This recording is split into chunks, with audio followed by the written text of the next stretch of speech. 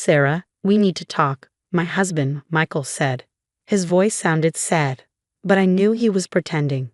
I looked up from my laptop where I was planning our home renovation.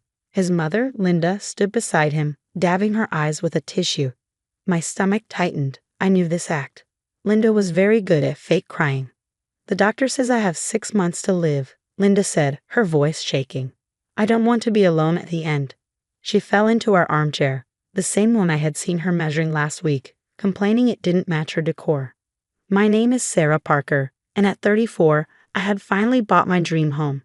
After my parents died in a car accident 2 years ago, I used my inheritance to buy a beautiful Victorian house. It needed work, but it was mine. Linda never liked that. Mom needs to move in with us, Michael said firmly. We can turn your art studio into her bedroom. My chest tightened. The art studio was special to me. It was my dream to paint there. The sunlight coming through the windows was perfect. I know this is unexpected, Linda sniffled, but family sticks together in hard times. She had never treated me as family in the 8 years I had been married to Michael. She always saw me as the woman who had trapped her son. Which doctor told you this? I asked carefully. Maybe we should get a second opinion. Linda hesitated, then said, Dr. Thompson. But I trust him. I nodded. Dr. Thompson, the same doctor who supposedly diagnosed her with a rare disease last year, just before Michael and I were supposed to go to Italy. We canceled our trip to take care of her, but 2 weeks later she was fine. I need to think about this, I said. Think about it, Michael shouted. My mother is dying. Where is your compassion? I looked at my husband. He had always chosen his mother over me. Something inside me changed. Yes, I need to think about it, I said firmly. This is my house too.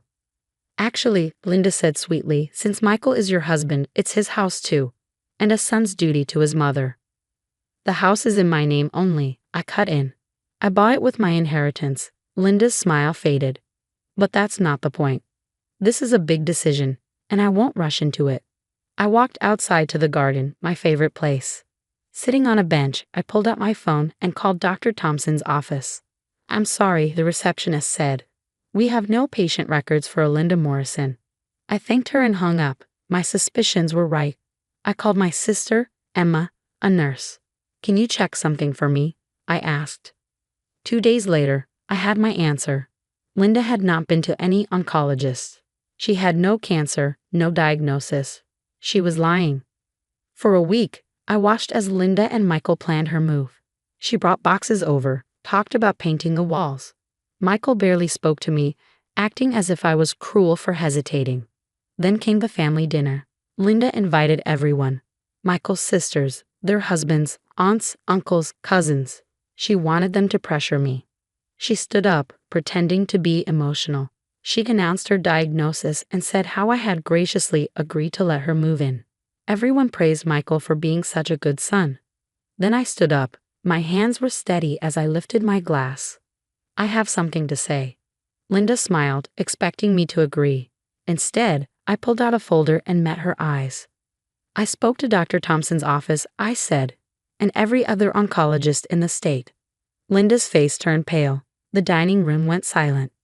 Linda's fork dropped onto her plate, the clatter echoing in the tense air.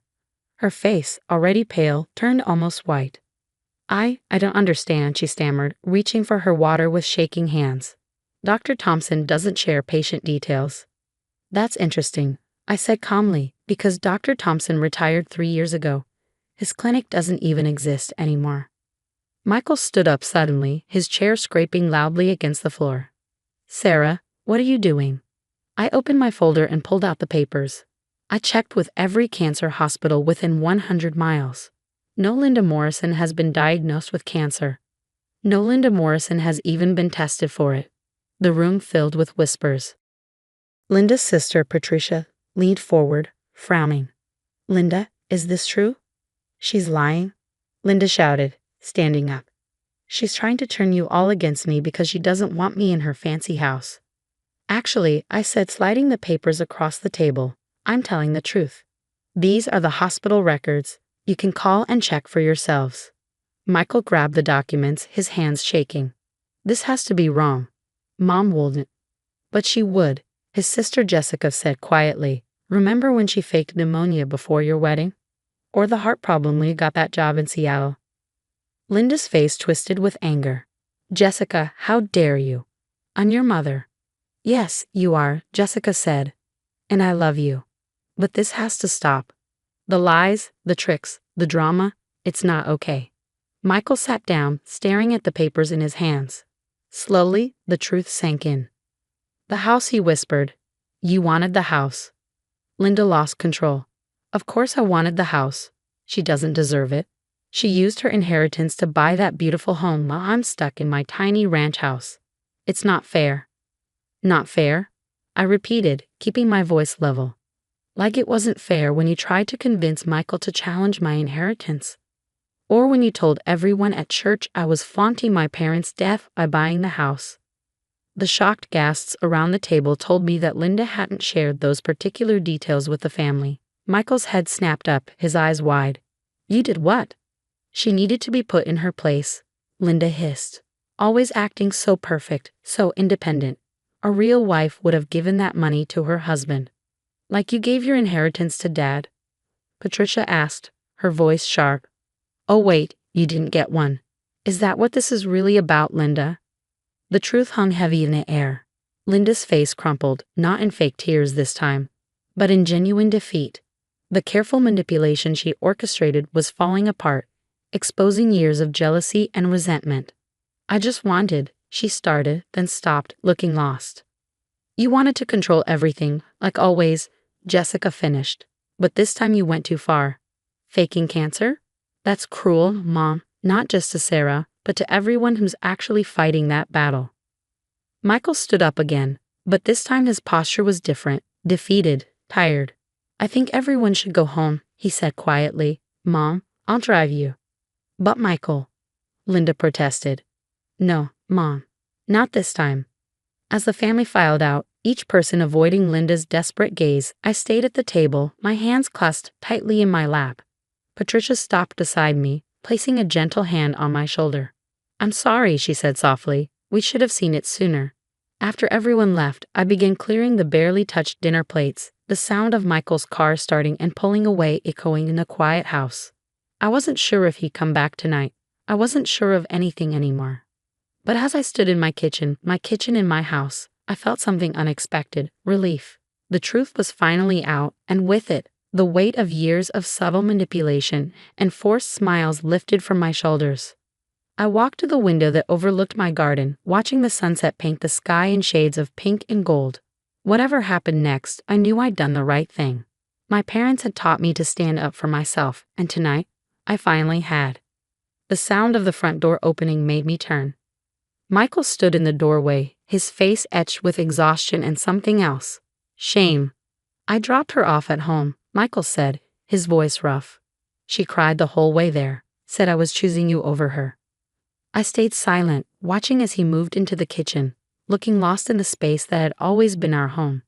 He ran his hand over the counter, the one we picked up together during our renovation. But that's not what this is about, is it? He continued. This is about choosing truth over lies. I've been blind, Sarah, so blind. I leaned against the sink, crossing my arms. Yes, you have. All those times she had emergencies, conveniently when we were about to do something important. He shook his head. The tropical disease before our Italy trip, the heart palpitations when I got the Seattle job offer, and now this. She knew what she was doing, I said softly. She always has. Michael looked at me, really looked at me, perhaps for the first time in years. How did you stay? Knowing she was manipulating everything, watching me believe her every time. Because I loved you, I replied simply. But Michael, I won't do it anymore. I can't. He nodded, sinking into one of our kitchen chairs.